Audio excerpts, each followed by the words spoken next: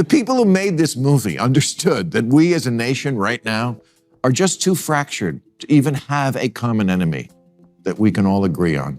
So they left it up to our imagination. Who do you hate? Put him in there. You would think that for a nation like us that's been around a while and been through some shit together, it wouldn't be this hard to agree on a mutual bad guy. You couldn't have the enemy be an Arab country. That would be Islamophobic. Can't be an Asian country because that would be racist. Next, you'll be blaming China for COVID. Let's dive into a hot topic that's been grinding movie lovers' gears lately. Hollywood's obsession with shoving woke messaging into every frame. You know the feeling. You sit down to watch a film, and before you can even finish your popcorn, you're hit with a lecture. Not a story, not entertainment, a lecture. That's why Maher calling out woke Hollywood resonated. He didn't just critique one movie. He exposed an entire culture that's slowly draining the fun out of films we actually enjoy. And here's the kicker. Maher highlights the glaring hypocrisy of critics. They rip apart every new release for not being woke enough. If it's about poverty, the director isn't poor enough. If it's about being LGBTQ+, it's not gay enough. If it's about race or gender, somehow it always falls short. Yet a film like Top Gun, Maverick, packed with fighter jets, military swagger, and unapologetic patriotism, scores a 96% approval rating. Suddenly, these same critics who nitpick everything else are singing its praises. Make sense of that, if you can. Has to tell me why the same film critics who find every movie somehow lacking in woke credentials are all in on Top Gun Maverick, a 2-hour propaganda ad for defense contractors, militaristic jingoism, and foreigners. Every other movie that comes out, all of which are made by liberals for liberals with ardent liberal intent, fall short. If the movie is about poverty, the director didn't grow up poor enough to understand it. If it's about being gay, it's not gay enough. Asian, not Asian enough. Female, not enough agency. Race, don't even try. Sidelining, whitewashing, colorism, white saviorism. No amount of virtue signaling is ever virtuous enough. But somehow, 96% of film critics love Top Gun. Maher's point hits hard because it highlights a glaring contradiction in Hollywood. Films loaded with progressive messaging often get criticized for not being woke enough, yet Top Gun, essentially a 2-hour ad for defense contractors, escaped scrutiny. The same critics who decried toxic masculinity are praising a movie built entirely on macho bravado, explosions, and Tom Cruise defying aging. Ma points out that Hollywood has become obsessed with winning approval from people whose livelihood depends on finding offense.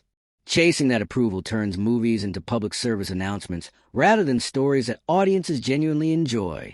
I liked it too. It's fun. It's nostalgic. And Tom Cruise has been such an ageless, reliably entertaining movie star for so long, it sometimes makes me think, Jesus Christ, is there something to Scientology?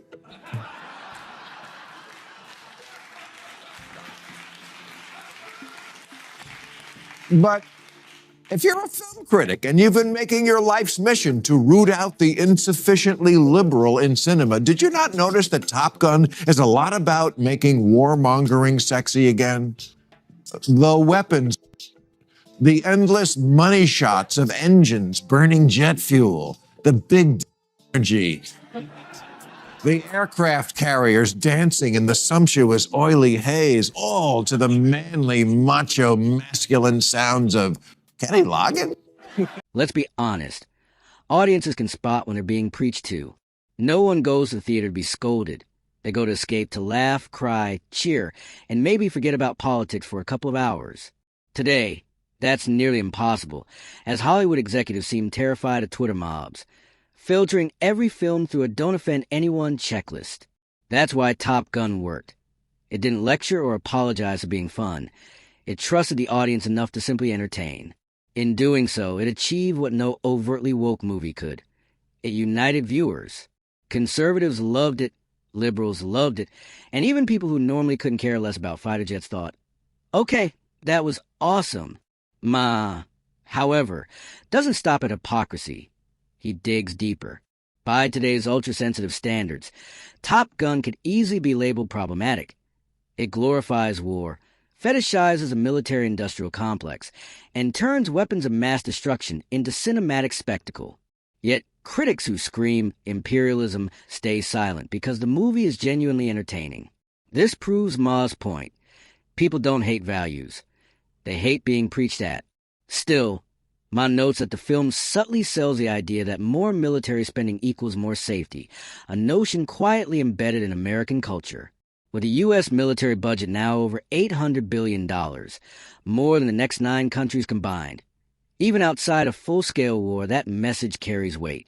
There is nothing more bloated and corrupt than the Pentagon budget. We conflate, you may,